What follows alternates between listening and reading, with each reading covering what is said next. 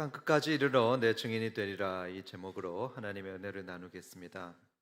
1840년대에 비엔나의 한 산부인과 병원에서 일어났던 실제 사례입니다. 당시 산모의 사망률은 무려 18%나 되었다고 합니다. 그러니까 10명 중에 거의 2명이 출산하면서 목숨을 잃었다는 것이죠. 심각한 상황이었습니다. 다행히 제멜 바이스라는 의사가 그 원인을 찾아냈습니다. 그 문제가 뭐였나 알아보니까 당시 의사들이 더러운 것을 만진 후에 손을 안 씻고서 바로 분만실로 갔던 것이 문제였습니다. 그것을 발견했던 제멜 바이스는 소독약으로 손을 씻게 하고요. 그렇게 손을 씻게 하니까 바로 산모의 사망률이 1%로 감소하게 되었습니다. 하지만 동료 의사들은 그것을 받아들이지 않았다고 합니다. 의사의 손을 더럽게 보았다는 것을 그걸 모욕으로 여겼다고 합니다. 그래서 제멜 바이스의 말을 무시했습니다. 그래서 그의 주장은 묻히게 되었고 무려 20여 년 동안이나 그 사실이 제멜 바이스의 발견이 알려지지 않았습니다. 그동안 수십만 명의 산모가 아까운 목숨을 잃었고요. 나중에서야 그의 말이 옳았다는 것이 증명되었습니다. 여기서 우리는 한 가지 교훈을 얻을 수 있습니다. 그것이 무엇이냐면 생명을 살리는 정보는 반드시 전해져야 된다는 것입니다. 예를 들어서 불이 났을 때는 불이야 이렇게 전해야 되는 것이죠. 음식을 먹다가 상한 것을 알게 되면 반드시 경고해서 다른 사람들이 못 먹게 해야 합니다. 그래야 우리는 사랑하는 사람들의 소중한 생명을 지킬 수 있습니다. 그런데 여러분, 그렇게 생명을 살리는 정보로 복음도 있습니다. 사실 복음이야말로 사람을 살리는 가장 중요한 정보입니다. 왜냐하면 하나님께서는 말씀하시길 예수 그리스도를 믿는 자가 구원을 받는다고 말씀하셨죠. 다시 말해서 복음을 믿어야 생명을 얻고 구원을 얻을 수 있습니다. 배워야지 산다는 말이 있습니다. 바로 복음이 그렇습니다. 복음을 듣고 배우고 믿을 때에 우리의 영혼은 살아나고 회복됩니다. 게다가 복음은 영혼만 살리는 것이 아닙니다. 우리 인간 삶에 총체적인 변화도 일으키곤 합니다. 그러니까 복음이 들어가는 가정엔 가정이 새롭게 되는 역사가 있고요. 복음이 들어간 나라는 사회가 개혁되고 또 경제가 발전합니다. 역사가 그것을 증명해 주고 있습니다. 특별히 우리나라가 그랬었습니다. 구한 말에 복음이 이 땅에 전파되었죠. 그러면서 우리나라는 다양한 방면에서 놀라운 변화들을 경험했습니다. 대표적인 역사적인 사례가 하나 있는데요. 여러분 혹시 박서양이라는 사람 들어보셨습니까? 박서양이라는 분, 그분은 우리나라 최초의 서양 의사였습니다. 그리고 복음으로 인해서 그 인생이 180도가 달라졌던 그런 대표적인 사람입니다. 지금부터 이분의 이야기를 들려드리겠습니다. 때는 19세기 말이었습니다. 당시에 미국과 캐나다 이런 데에서 많은 선교사님들이 우리나라로 왔죠. 복음을 들고 이 조선 땅으로 들어왔습니다. 그런데 당시의 조선 땅은 상당히 위험한 땅이었습니다. 많은 서양 사람들이 이곳에 와서 서양 도깨비라고, 그렇게 파란 눈의 도깨비라고 불리면서 돌팔매질을 당했었죠. 풍토병으로 사랑하는 가족들을 잃기도 했었습니다. 하지만 선교사님들은 복음을 전하겠다는 그 굳은 사명감으로 이 땅에 계속해서 들어왔습니다. 그 선교사님들 중에는 사무엘 무어 선교사와 에비슨 선교사가 있었습니다. 사무엘 무어는 목사였고요. 에비슨은 의사였습니다. 특별히 에비슨은 고종 황제의 주치의였습니다. 황제의 목숨을 살렸던 명의였습니다. 이 선교사님들은 조선 사람들을 볼 때에 복음의 눈으로 바라보았습니다. 복음의 눈으로 바라봐서 백정이든지 황제든지 하나님의 형상으로 봤습니다. 존귀한 하나님의 자녀들로 이들은 바라봤습니다. 그래서 이들은 이런 놀라운 일들을 했었죠. 백정이던 박성춘 씨의 아들 박서양을 학교로 받아주었습니다.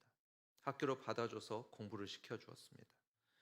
그리고 박성춘 씨가 병에 걸려서 사경을 헤맬 때에 에비슨 선교사가 그의 집까지 직접 찾아갔습니다. 직접 찾아가서 여러 번 치료해줘서 결국에는 그를 살려줬습니다. 여러분, 이것은 정말로 놀라운 일입니다. 정말로 놀라운 일인 게, 왜냐하면 에비스는 고종 황제의 주치의였습니다. 그런데 그렇게 황제를 만지던 손으로 거지보다도 못하다고 여겨졌던 백정을 만져주며 치료해줬던 것이죠. 이것은 복음이 아니면 불가능한 일이었습니다. 그렇게 해서 살아나게 된 박성춘은 복음을 받아들였습니다. 그리고 세례도 받았습니다. 그런데 그는 이런 부탁을 또 에비슨에게 했다고 합니다. 선생님, 제 아들에게 의학을 가르쳐 주십시오. 의학을 가르쳐 주셔서 이 아이도 의사가 되게 해주십시오. 부탁했습니다. 여러분, 이것은요, 당시 사람들이 들을 때 기절초풍할 일이었습니다. 아니, 백정이 의학을 공부한다니요. 이것은 꿈조차 꿀 수 없었던 일이었습니다. 하지만 놀랍게도 에비스는 그것을 허락해 줬습니다. 허락해 줬죠. 왜냐하면 복음 안에서는 백정도 황제도 동등한 사람이었기 때문입니다. 결국에 박성춘의 아들 박서양은 우리나라 최초의 서양 의사가 되었습니다. 백정 출신의 서양 의사인 거죠. 이후로 박서양은 우리나라의 평등 사상을 전파했습니다. 독립운동에 힘썼고요. 의학 교수가 되어서 수많은 사람들을 살리고 후학들을 양성했습니다. 이 모든 일이 어떻게 가능하게 되었습니까? 바로 복음 때문이었습니다. 그리고 복음을 전해주러 온 그 선교사님들 덕분이었습니다. 만약에 이 복음이 없었다면 어떻게 되었을까요?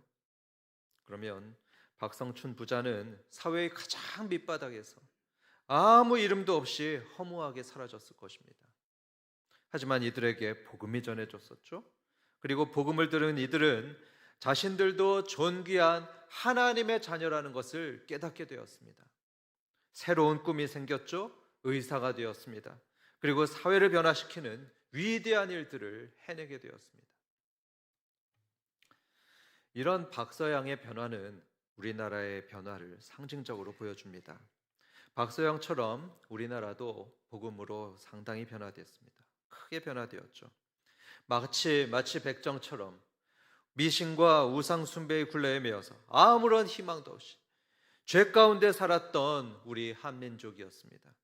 그런데 현재는 어떻죠? 1,000만 명의 기독교인들이 이렇게 주일에 예배하면서 천국 소망을 가지고 살게 되었죠. 죄의 노예가 아니고 빛의 자녀로 살게 되었습니다. 또한 선교사님들은 우리의 민족의 영혼뿐만 아니고 정신과 몸도 치료해 주려고 애썼습니다. 그래서 학교도 세우고 병원도 세웠었죠.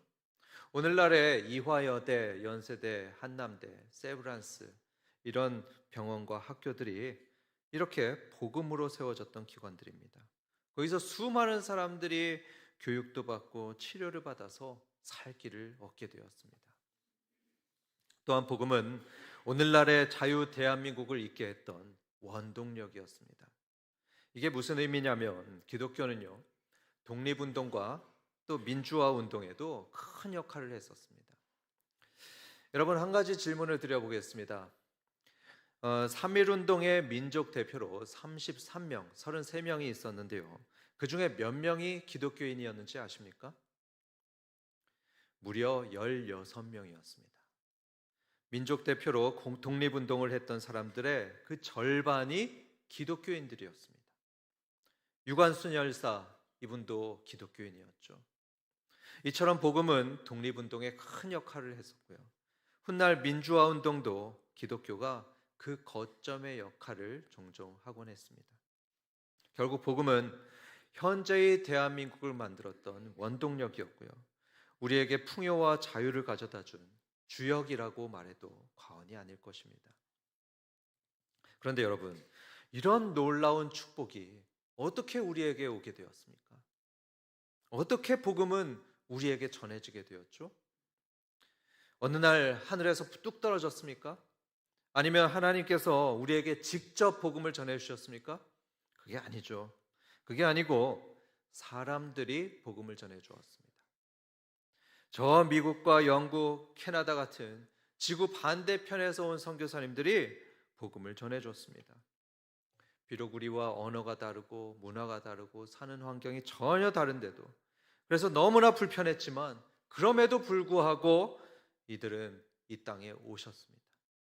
그 덕분에 우리는 복음을 받았죠.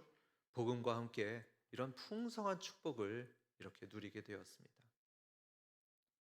그렇다면 여러분, 이 선교사님들은 왜 이 땅으로 오시게 되었을까요? 그분들 곁에도 안 믿는 사람들이 많이 있었을 겁니다. 분명히 안 믿는 사람들이 그들에게도 있었을 텐데 왜 태평양을 건너 여기까지 찾아와서 복음을 전해줬을까요?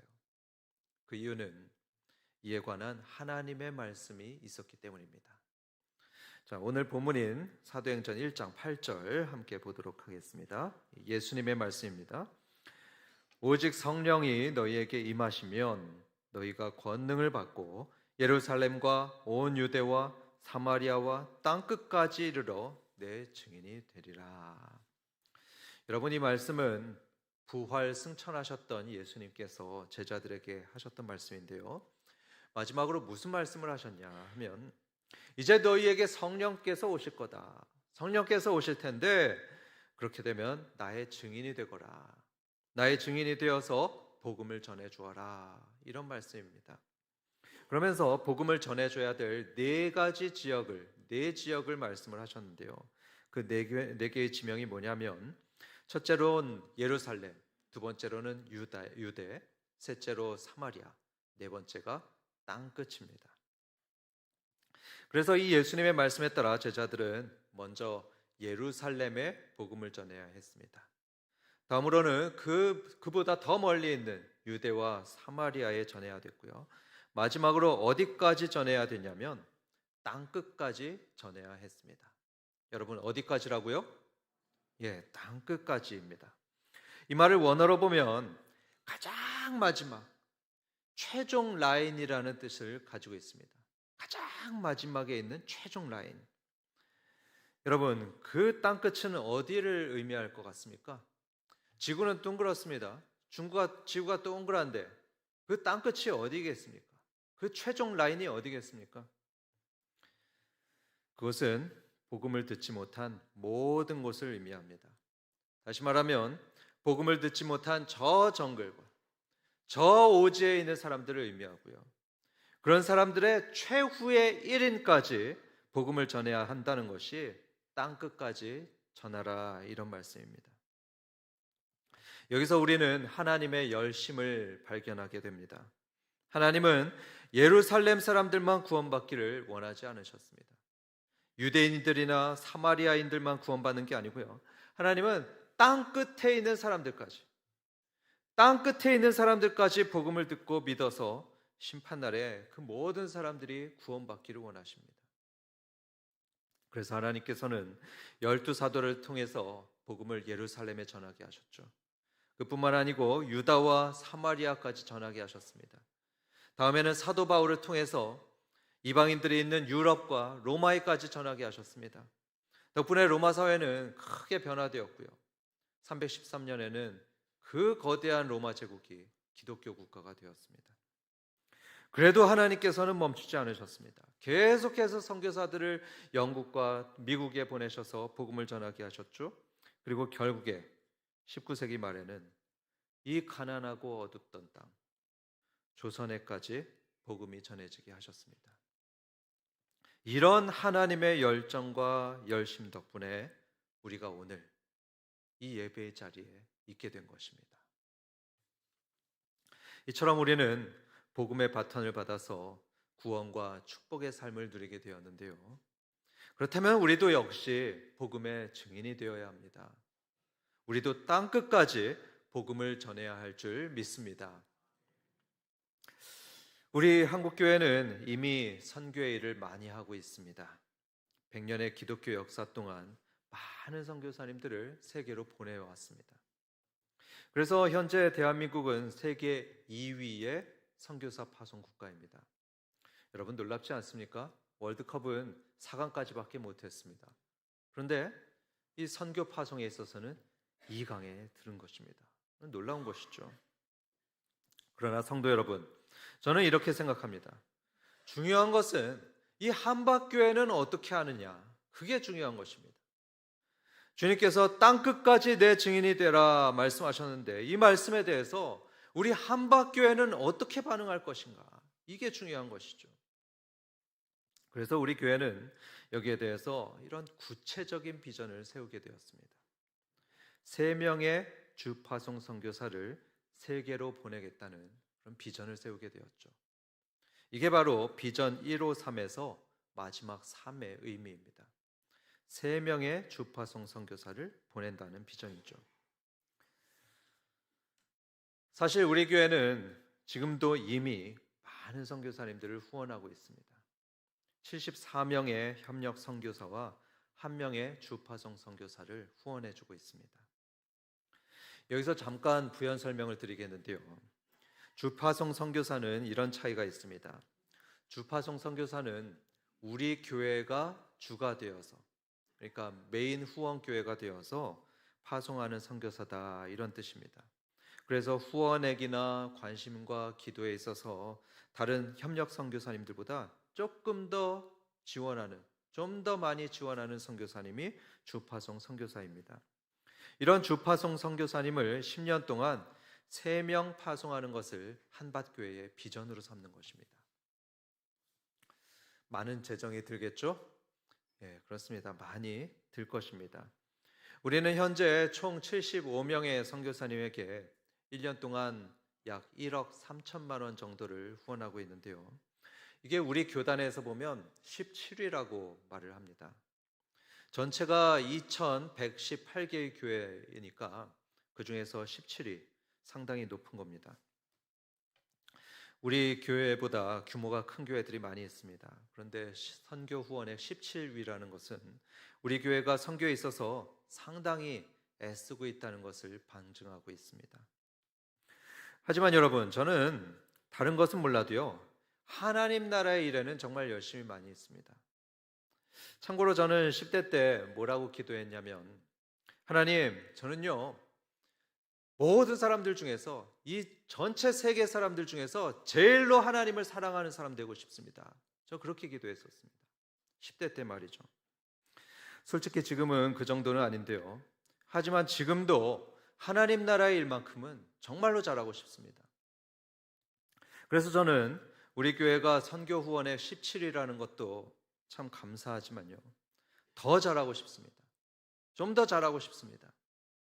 더 잘해서 이왕이면 탑 10 안에 들고 싶습니다. 왜냐하면 제가 이걸로 무슨 이익을 얻기 때문도 아니고요, 제가 무슨 자랑을 삼으려고 하는 것도 아닙니다. 아까 말씀드렸듯이 하나님께서 이 일에 열심히시기 때문입니다. 하나님께서는 땅끝까지 증인이 되라고 말씀하셨죠. 땅끝까지 복음이 전해져서 더 많은 사람들이 구원받게 하는 데에 하나님께서는 열심히십니다. 그렇기 때문에 우리도 이 선교의 일에 좀 더 적극적이 되자는 그런 말씀이죠. 그리고 여러분, 이런 말이 있습니다. 가든지 보내든지 하라, 이런 말이 있습니다. 내가 선교사로 가든지, 만약에 못 간다면 보내든지 하라는 말씀이죠. 그렇다면 여러분, 이왕 보내는 거 찔끔 보낼 것이 아니죠. 찔끔 보낼 것이 아니고 될 수 있는 대로 넉넉하게 보내는 넉넉한 선교사가 되어야 되지 않겠습니까? 복음의 정신이 바로 그렇습니다. 복음의 정신이 생명까지 주는 것이 이 복음 아닙니까? 그래서 저는 이왕이면 우리 한박교회가 넉넉하게 보내는 넉넉한 선교교회가 되어서 하나님께서 더욱 기뻐하시는 교회가 되기를 정말로 바랍니다. 그래서 선교 후원을 더 잘하려고 주파송 선교사를 3명을 보낼 비전을 마련했는데요, 우리 교회만의 특별한 방식으로 보내려고 합니다. 그 특별한 방식을 이제부터 설명드리도록 하겠습니다. 신학대학원을 보게 되면 특별히 선교사가 되기 위해서 훈련받는 학생들이 있습니다. 여러 사람들이 이제 국내에서 사역하기 위해서 훈련받지만 그 중에는 선교사가 되기 위해 훈련받는 분들 계십니다. 우리는 그 중에서 탁월한 선교사 자원을 추천받아서 우리 교회의 사역자로 청빙하려고 합니다. 그래서 약 2년 동안 우리하고 함께 사역하고 사역한 후에 선교지로 파송해 드리려고 합니다. 왜 2년 동안 사역하시게 하냐? 그 이유는 이렇습니다. 우리가 선교사님을 충분히 알고 깊이 인격적인 교제를 한 후에 그런 선교사님께 더 적극적으로 후원하기 위해서죠. 사도 바울이 그 좋은 예입니다. 바울은 첫 사역을 안디옥 교회에서 했었습니다. 그 교회는 바울과 충분히 교제한 후에 그를 선교사로 파송했고요. 선교사였던 바울은 때때로 안디옥 교회로 돌아와서 자기의 선교 사역을 보고하곤 했습니다. 그러니까 안디옥 교회와 바울은요, 단순한 후원 관계가 아니었습니다. 최소한 2년 이상을 함께 사역했고요. 그렇게 하나가 된 관계에서 파송하고 또 파송받았습니다. 마찬가지로 우리도 그렇게 하려고 합니다. 먼저 선교사로 가신 분을 청빙해서 2년 정도를 우리 교회에서 사역하게 하시는 겁니다. 그래서 그분과 함께 예배드리며 함께 식사하고 함께 기도하고 함께 눈물을 흘리며 먼저 우리와 가족이 되는 것입니다. 그렇게 우리와 충분히 교제해서 우리와 한마음이 된 선교사님을 땅끝까지 보내드리는 것이죠. 그리고 주파송 선교사로서 더 많은 물질과 더 많은 기도로 후원하고요. 목장과 교회 차원에서 그 선교지도 방문하면서 그분을 격려해 드릴 것입니다. 이럴 때 우리는 그저 선교비만 보내드리는 그런 선교를 하는 게 아닙니다. 우리는 우리의 사람을 보내드리는 것이고 우리의 마음도 보내드리는 것이죠. 이렇게 10년 동안 3명의 주파송 선교사를 파송하려고 합니다. 이 일에 우리 성도님들께서는 마음을 모아주시기 바랍니다. 결론을 맺겠습니다. 140여 년 전에 미주와 유럽의 많은 선교사님들이 이 땅을 찾아오셨습니다. 수십일 동안 심한 배멀미도 했었을 겁니다. 그 배멀미도 견디면서 이 낯설고 위험한 땅에 들어오셨습니다. 그래서 그들이 전한 복음으로 백정의 아들이 의사가 되었고요. 우리 민족이 일어나게 되었고요. 오늘날 우리는 이렇게 하나님을 예배하는 이런 복을 누리게 되었습니다. 이제는 우리 차례입니다.